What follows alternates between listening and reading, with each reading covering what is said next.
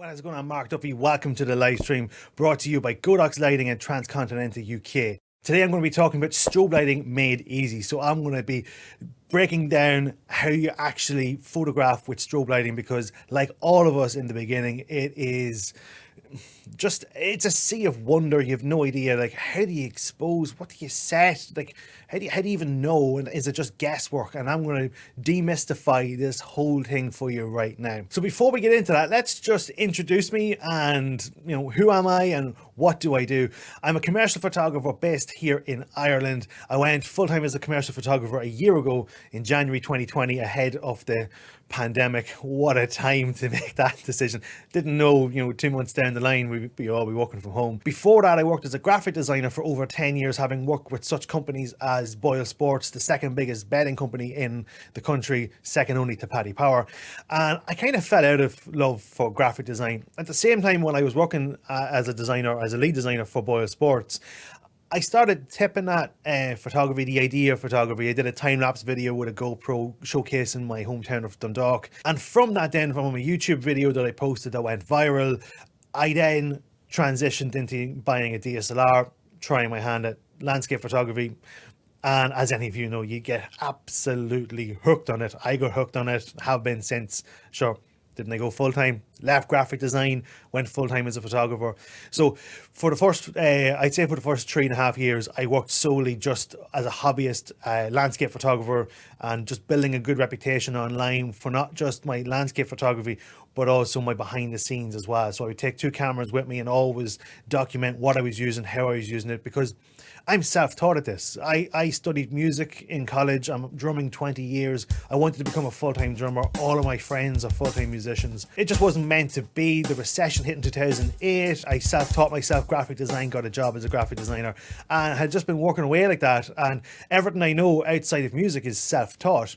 So when I got into photography, I was just like, well, I'm not going to keep this information to myself. I'll share it. So I've always been sharing my information. I think that's maybe what grew kind of the following that I have. So as I transitioned out of landscape photography and having all of that knowledge as a graphic designer, I thought the best route for me to go was not really down the wedding route. That wasn't really for me. The commercial route, working for companies, doing product shoots, doing portraits. I felt for me that was kind of the all-rounder. I have freelanced as a drummer before. It's not just all about playing the cool rock stuff. You have to know the waltzes, you have to know the quick steps, you have to know the jives, the rockabilly stuff. You have to know everything, and you have to be an all-round player. And I kind of felt that commercial photography really appealed for me there. I want to be an all-round photographer and not limit myself to one category or another. And this brings me to my point for the strobe lighting. That's the biggest challenge you have to face, is understanding strobe lighting, understanding lighting and how to manipulate it, because that's your job. That's what you're going to be doing a lot of the times when you're in studio. Like, I have a studio here, there's no natural light coming in, so I'm controlling all of the light that you see. So if you have any flaws with the light, I hope you don't. It's my fault. So in them terms of photography, you really have to hone the craft in, and you really have to understand it. Hence why I'm here right now, to demystify everything about strobe lighting. There's great benefits to using strobe lighting, but there's challenges involved as well. What to do, how to set it, where do you even begin? So I'm going to go through and explain it to you on how I understand and how I approach strobe lighting and using strobe lighting. There's a couple of different methods. With a scenario like this here, it's quite easy to use strobe lighting because the lights are going to be controlled 100% by you. But what do you do in an ambient situation? You want to control the ambient lighting. I've lighting on the back. What do you do to keep that in the scene while also using strobe lighting? I'll go through all of this right now in this video, and hopefully this will help you along your way of understanding and using strobe lighting and seeing the benefits actually of maybe investing in some strobe lighting. So the products used in this video are going to be all Godox lighting. I'm using the Godox SL60W right now. I'm also going to be using, for the strobes, I'm going to be using a combination of the 8400 Pro, the 8200 Pro, and the MS300s. In this video, I wanted to appeal to everyone, all budgets available, whether it's, for video lighting, whether it's a short budget to get you started into product photography like I started with the MS300, or you're looking to upgrade maybe up to the 8400 or even the 8200, or you need something to go portable and outdoors, again, like the 8400 and the 8200. What are the benefits of using strobe lights over, say, video lights, and why wouldn't you use video lights? A lot of people, this is when you're about to venture into actually investing in lights. This is the one thing that every one of us have the same question. I had the same question myself. You know, video lights are WYSIWYGs. You know, what you see is what you get.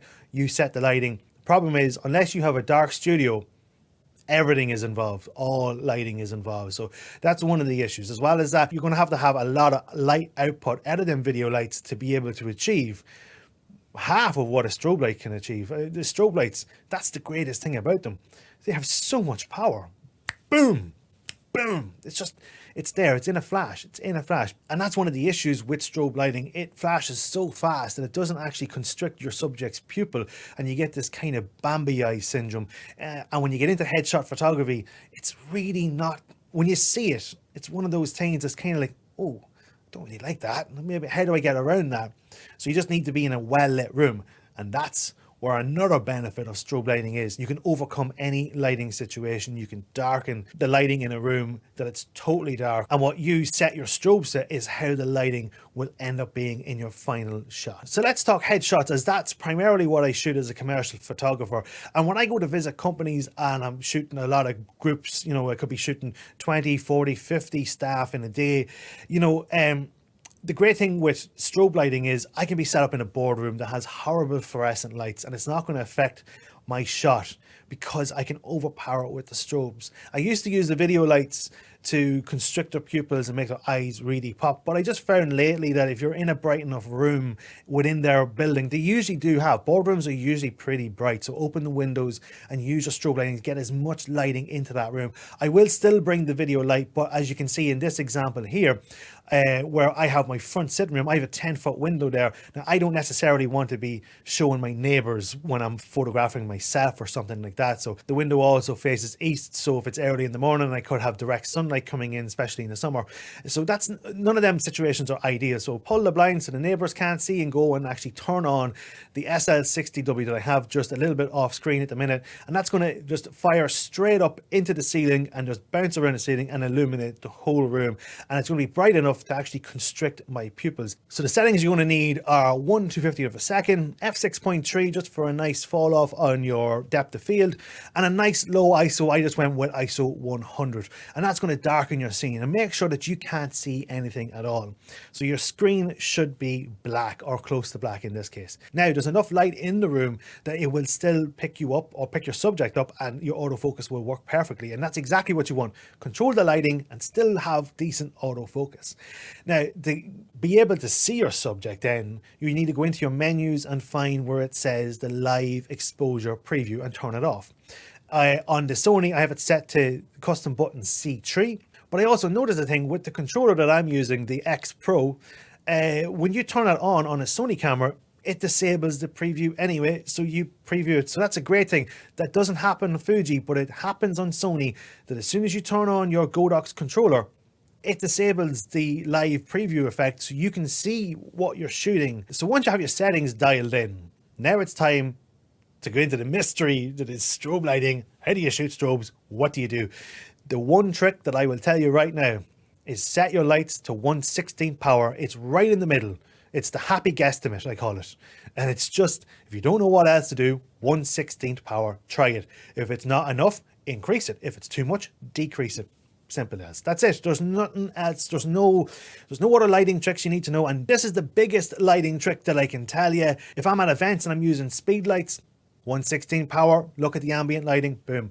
And that's exactly what I do the whole time. 1/16 power, it's quite there. And a lot of times you will find that that's what you're going to use anyway. And that's the same for all of the lighting. And you're better off going through each of the lights one at a time to see what each and every one of them is doing in that scenario. So then you can really fine tune it. Once you have the settings down, it's just a case of getting your subject and getting them to pose properly. And then it's all about, for headshots, it's all about that facial expression, getting the head in the right position, boom. And my last tip for headshot photography as well, if you're a person like me who has a late sleep pattern, 2, 3 o'clock in the morning, I can't get sleep, but I might be up at 9 o'clock in the morning. I suffer really bad with Tesco bags under my eyes. So to hide that, I don't have space now. I have my microphone right here, so I can't do it in this scenario. But you'll see in this example, when I was doing my headshots, the transformation that you'll see if we show a before and after of this, the addition of a reflector or a second light. You're going to bring another light in underneath.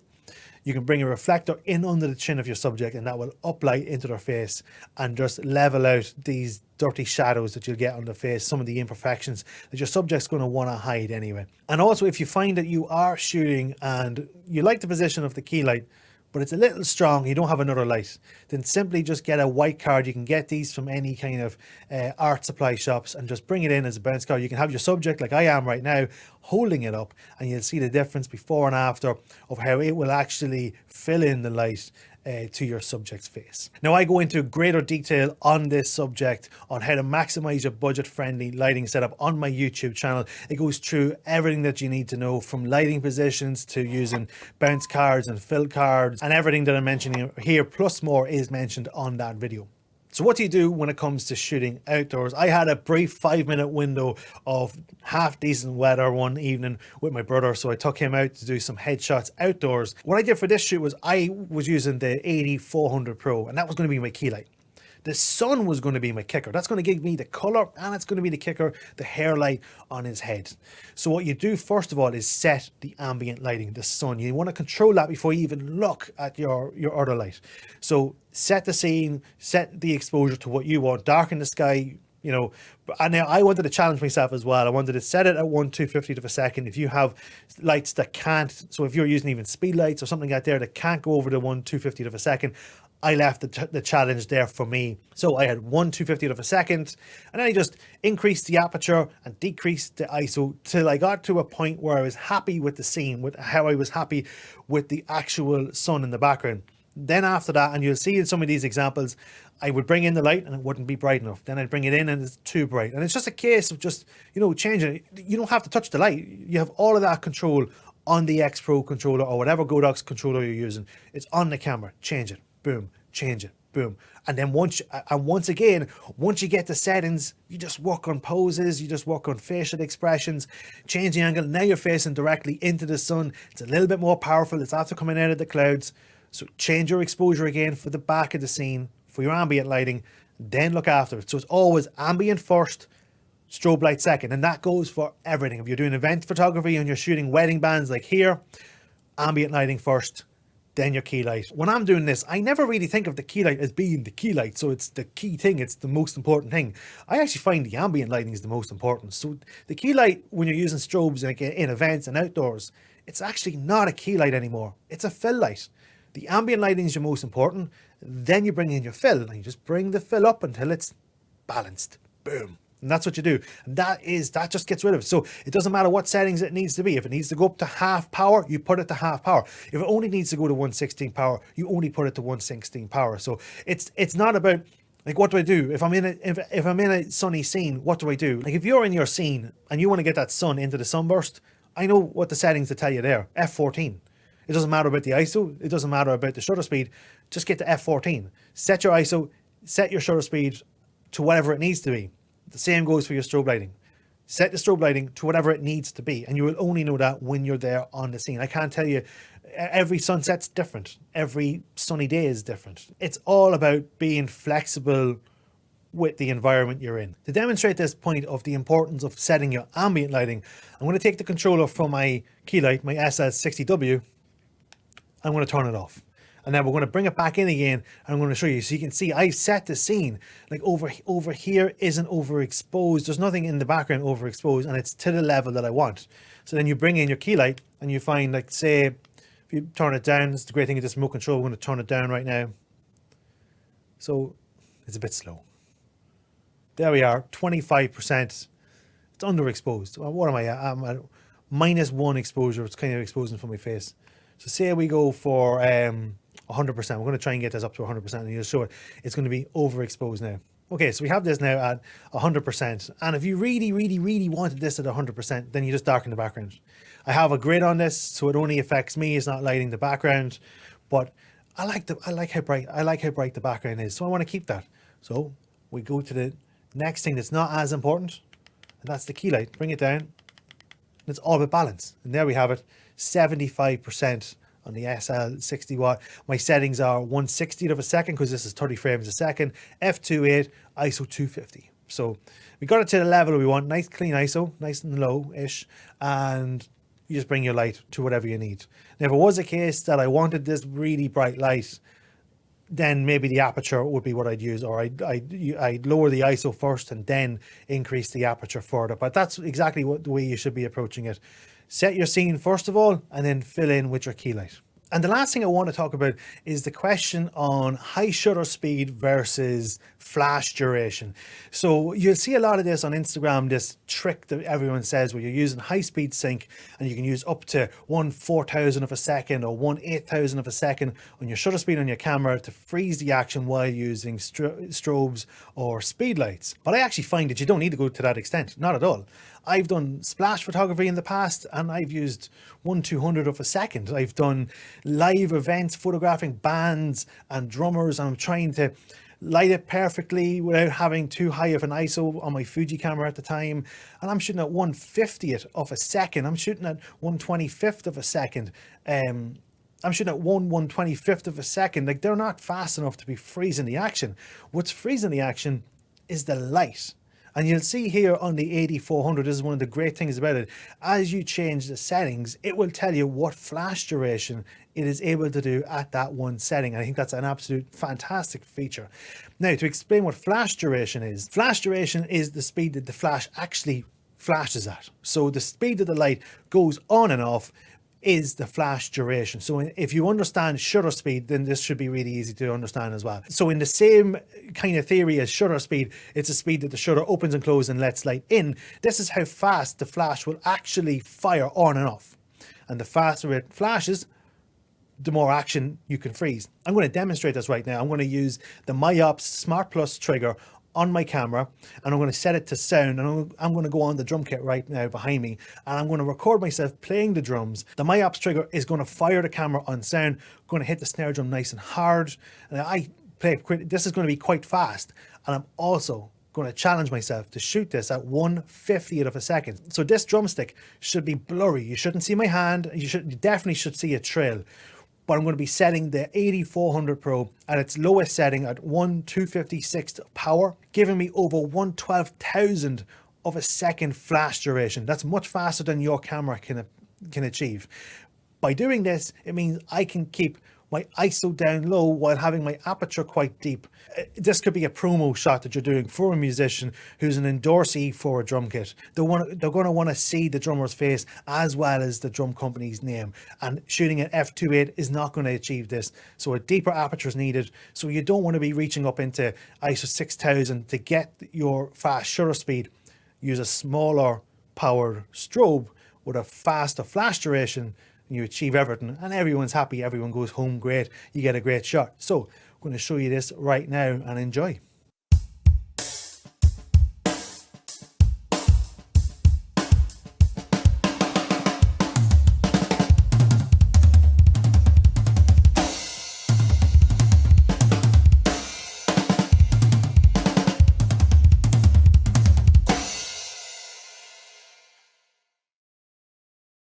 So there you have it, strobe lighting made easy. I hope that's demystified some of the questions you may have had on strobe lighting. I know that I had a lot of these questions in the beginning, found it hard to find the right information to tell me what's what, and like the best tip I can tell you is set your strobe light to 1/16th power and test it and do a guesstimate. From there you can only go up in power or go down in power, but you will have a good basis in the beginning. It's right there in the middle, I think. Just want to give a big thanks to Godox Lighting and Transcontinental for inviting me onto this to speak with you and share some tips and tricks that I've learned along the way. Like I said before, I'm self-trained at all of this. I learned off YouTube, so I try to share as much information that I have learned with others because I know what it's like to go on to Google and have no idea what you're searching for to answer the questions that you have no idea what the answers are for.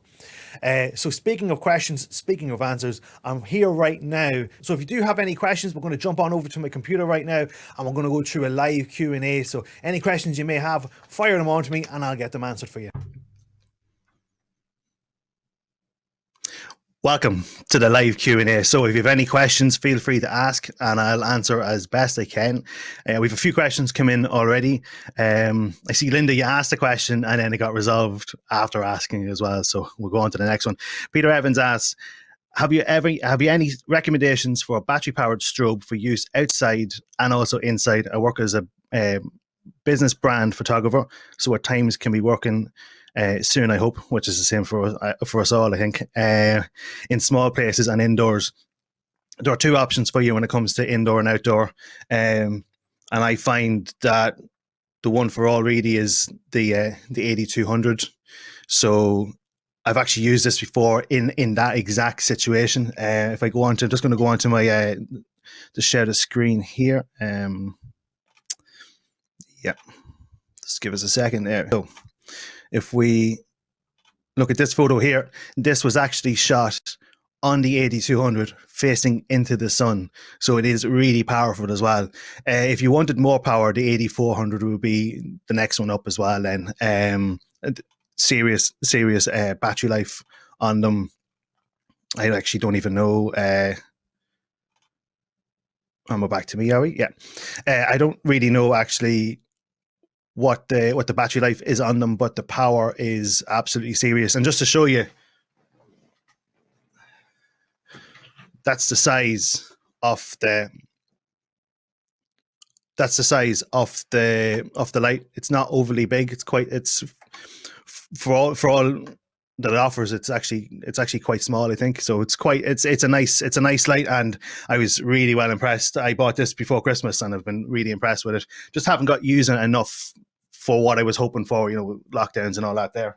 That's the size of the 8400. So for the power that you're getting, it's not even all that heavy. I was actually very surprised when I bought it how light it is, and it's extremely easy to use. I would say the only thing I don't like is the fact that you have to unlock it, but like it's really, really, really easy to use. That's the model light on, and you can get onto prop, or you can just turn it off. So it works the same if you have the MS300 or if you have like this one here, the 8400. You're off prop 100%. This one here, you can change the actual values as well. Once you go over 20% power, the fan does come on. It's kind of loud, but you don't really mind that. You're doing photos, you're not doing video.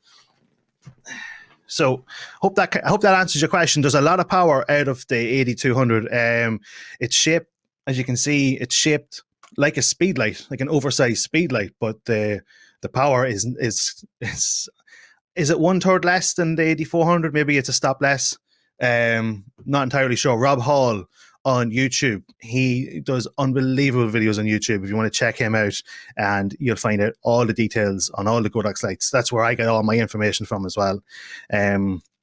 Viv is asking, I'm a natural light photographer and just bought my first strobe deep umbrella, and she's looking forward to this. I hope this video did help you. If you have any questions, Viv, throw them on down into the section. Cameron is asking, does the X Pro do the same with the Nikon camera? I actually only switched at the end of November from Fuji to Sony, and I had the X Pro controller, and yeah, it works exactly the same. Turn it on, select your channel. So can you see that on the screen? Probably can't. You can just select the channel and then just start doing all your changes, and away you go. It's so easy. I've never bothered looking at the instructions. So a typical man, but still, I've never looked at the instructions. Put it on the top of the camera, and it works perfectly. Yeah, so I would imagine it's the exact same for the Nikon camera. I can't see why it wouldn't be any different. It's the great thing with the Godox. They've made it really, really, really, really simple. I've not looked at the instructions for this or the Big Yoke. I've been using MS300s for 18 months, and they're basic entry-level strobe lights. But they're really easy. They're really easy to use. I'm just going to see if there's any other questions there. Can you use any other? Someone asked something about Ellen Chrome. So I have to scroll back up again. Bear with me a second. Your call is important to us. Please hold. Okay, so Nigel is asking, can you use any other controllers, Ellen Chrome? I don't think so. I think these are just for the Godox lights. I would imagine they are. I haven't actually used. I've used Ellen Chromes in the in the past, but they had their own controller when I was using them, and that was for a company that I worked with. So I don't know. I wouldn't imagine so. Sorry, and then Abby is asking, can I just share the trigger that I used again? So it is the X Pro. So can you see that? It's yeah, there you go. There's the X Pro. And one thing to note as well, don't make this mistake, is if you see, I have to do this in reverse. This is really weird. If you see here, it says X Pro, and then it says S. So that the S signifies that it's for Sony. If you're getting Canon, you need to get the one that says C. You need F for Fuji, N for Nikon. So just be aware of that when you're buying it, to make sure that you get the one that's for your camera, because they all have different bottoms to it. Like, so the bottom of this one is different. There's actually a plastic mount on this one for Sony because of how Sony's hot shoe works. So and that's not a flaw in this. I would actually say it's a flaw in how Sony's hot shoe is. If you get this Fuji one, it's a metal mount, and I think it's the same for Canon. Do you favor ND filters over HSS? Yeah, I haven't done full testing on that, but I have seen a lot of arguments to rather the HSS. Sorry, to rather using the ND filters over the high speed sync. There seems to be pros and cons. I haven't fully gone through it myself. What I did for this video was I didn't want to isolate myself away from the people who couldn't afford, the higher end strobes. So like if you took an MS300 outside and you had a generator, you could use that strobe outside and it'll give you power. It's going to have 300 watt hours. So you could still use it outside, get great results, but you're going to be limited. You're going to be limited in the fact that you can only go down to 1/32 power. You're going to be limited that you can only go to 250 of a second sync speed. So I wanted to kind of demonstrate that in the video. So I haven't done a full intensive test comparing, but I will do for my YouTube channel. I will do a side-by-side and my thoughts on it. But I would imagine that you'd get nearly better results with the light. I just, like, even when I'm shooting landscapes and stuff like that there, I'm not the biggest fan of bringing the shutter speed up very, very high. I just find that the more the shutter speed goes up, the less color and saturation and pop you get out of the photos. So it just seems to be just something a little bit lacking in the photo. And you can always, when I see, like, I follow pages like OCF Portraits on Instagram, does all that off-camera flash portraits on Instagram, and you can nearly tell when someone's using a very, very high shutter speed to bring down the sun. Like, the sky looks black in the middle of the day, and for me, I not really like it. But again, like I said, I'd need to do a lot more testing to be fully. So it's not. I haven't fully answered your question there. I'm sorry. It was Chris who was answering that. So for Rob, he's asking, to move up strobe, what is your recommendation from a starter? It really depends on your budget. Now, like, and that's why I was mentioning the fact that, when I was shooting my headshot, I was using the 8400 Pro as a key. I was using the 8200 as a kicker, and then I had the MS300. So you can actually mix them as well. If your budget only allows you, the room for, because don't forget, you're going to have to get a decent stand, and I would recommend air cushion stands, so that if it does slip, if you don't have it fully connected in, then it doesn't slam down and fall over and break your gear. Air cushion ones make it that they just slowly slip down. So you could look at the MS300. It's £100 or so on Amazon, and then up from that is the 8200. You're talking in and around 250 or 270, I think, as well. So it's a little bit dearer than the V1 Speedlight. And then after that, then, you've got the 300 Pro, isn't it? I can't remember how much that is. Is that in the £300-400 range? And then after that, you have the 400. So it really does depend on your budget and how much you want to get out of it. If you're looking to do product photography, keep in mind, you're not going to just use one light. I have 4 MS300s. I'll probably end up using the 8200 and the 400 in some of my product shots, because I like to get a lot of stuff lit, so I have less of that kind of manipulating to be doing in Photoshop. Because if you're doing focus stacking and you're cleaning up the blemishes on a bottle, and you've so much stuff in product photography to actually edit. The last thing you need to be adding on to that is adding in extra lights here, there, and everywhere, unless you couldn't get it properly placed. So I try to get lighted as much as I can. I've heard that constant lighting is best photography, older relatives. Would you recommend the SL60 for this? And which light modifier would you use? You've heard of constant. The problem with continuous lighting is the fact that you need a lot of power. So as you saw in that demonstration that I had, that example I showed of the solicitor, like what was the settings again? Like I like to shoot at f5.6 or f6.3. So I was up at like ISO 640, but I was only able to shoot at 1/125th of a second. So if he moves, if you move, you might not get, as sharp as a photo as you want. So you have to kind of bear that in mind. That's what the strobes just, absolutely nail it for you. So I don't think so. I would be able to get the exact same results out of a SL60 in a 38 octabox as I would be able to get out of a 8400 Pro. Because I'd make sure in the 8400 Pro you're in a nicely lit room to make sure you pin them the pupils. You're not going to want them. You're not going to want the older person to have a Bambi eye, because it'll look like they might think that they look like they've cataracts or something like. So you want to.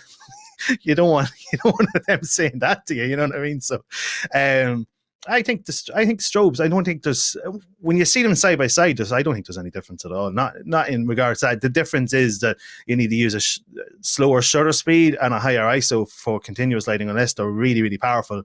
And if you were looking at something like that, maybe something like the the VL150 would be a better light for you to look at as a continuous light, because that has a lot more output. It's over double the power of the SL60. So Marius is asking, one light strobe Godox SK300 set to 116. What's your advice to get a nice portrait? It depends totally. The settings are completely relative to your situation.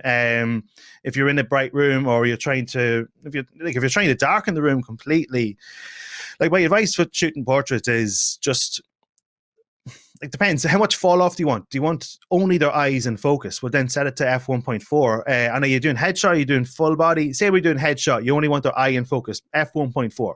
If you want more and you want a nice, soft, subtle fall off, f5.6, f6.3.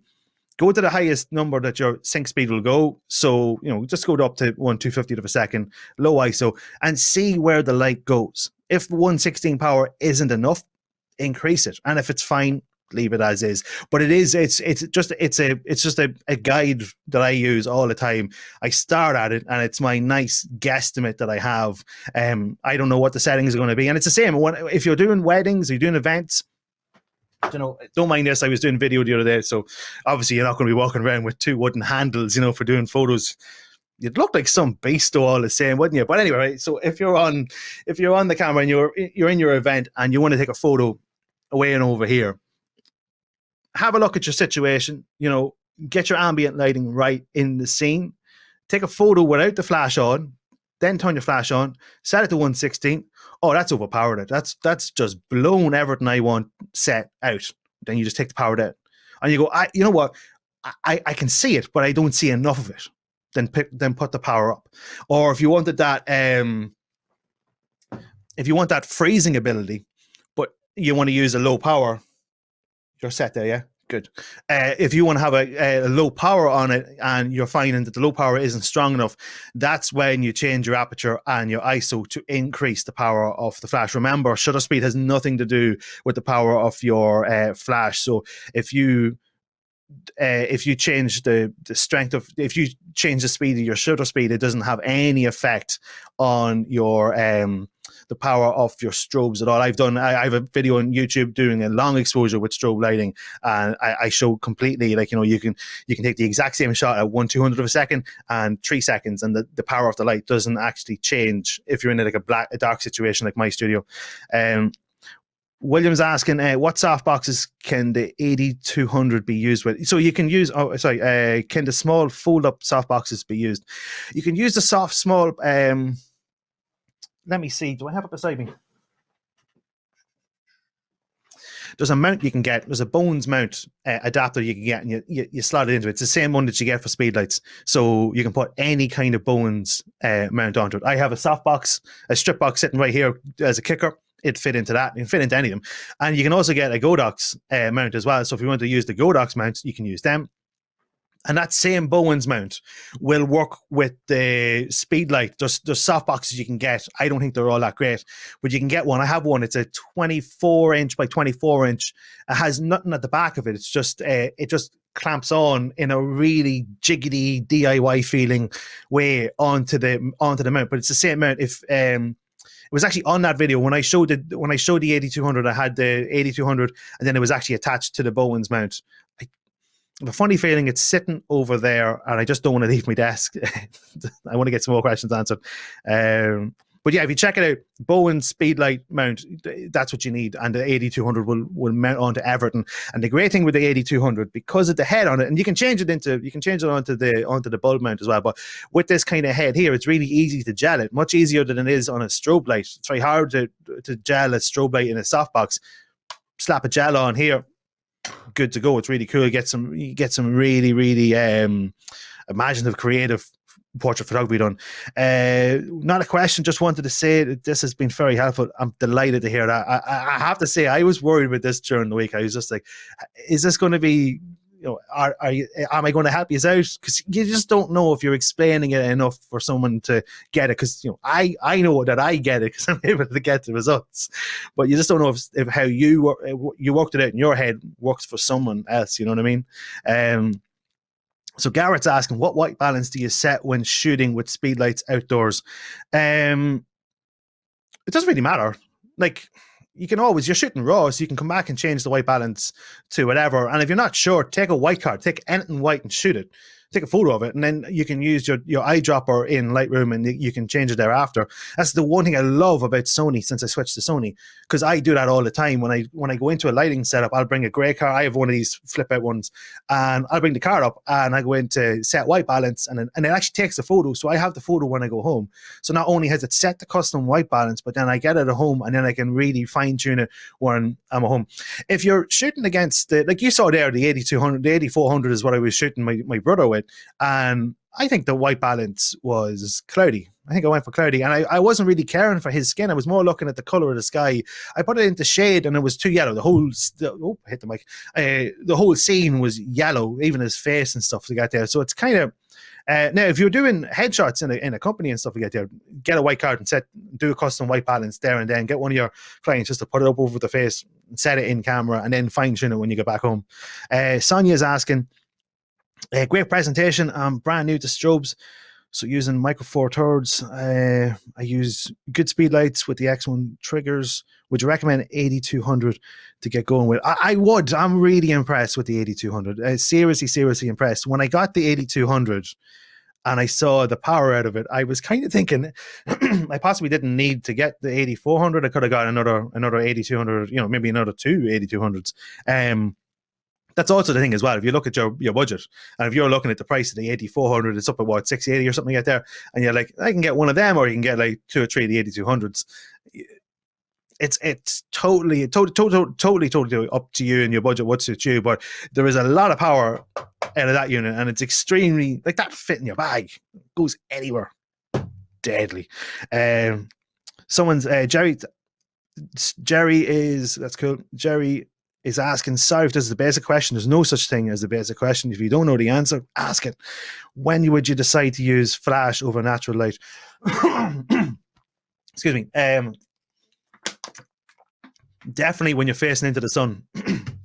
You can use reflectors and stuff to get there, but as you saw in the results I was able to get with my brother, there's a lot of power out of them lights, and that's what you want to do. If you can't overpower the ambient lighting or your lighting setup, that's when you need to bring in extra flash. There's so much you can do with bounce cards and reflectors, but when you get to a point that you can't, that's when you need to bring them in. As well as that, if you're trying to freeze action and you come in close to sunset and stuff like that there, I always try to shoot around cloudy days and sunsets anyway. I wouldn't go 12 o'clock during the day on a cloudless day. I'd stay at home. Cloudless days and rainy days, leave Mark at home. Yeah, good. I'm gonna answer one more question, and then I'm done. I have 20 seconds left. So, assume one could use two 8200s for maximum flexibility. You can, because you can actually mount them into the one mount. There's a mount you can get. You can put two into the one mount, and then you get the power of an 8400 because you have two. So you get two 8200s. That's 400. It's the same as the 8400. There is a mount, and it's not very expensive. So yeah, you can buy two of them, put them together into the one octabox. I think that's me wrapped up. So I hope you enjoyed that. I hope you got something from it. Check out my YouTube channel, my Instagram pages, everything. You'll find me everywhere. Mark Duffy Photography everywhere. And I hope you enjoy the weekend. This is absolutely fantastic. Thanks to Godox Lighting and Transcontinental for inviting me on to do this. And I'll see you all later.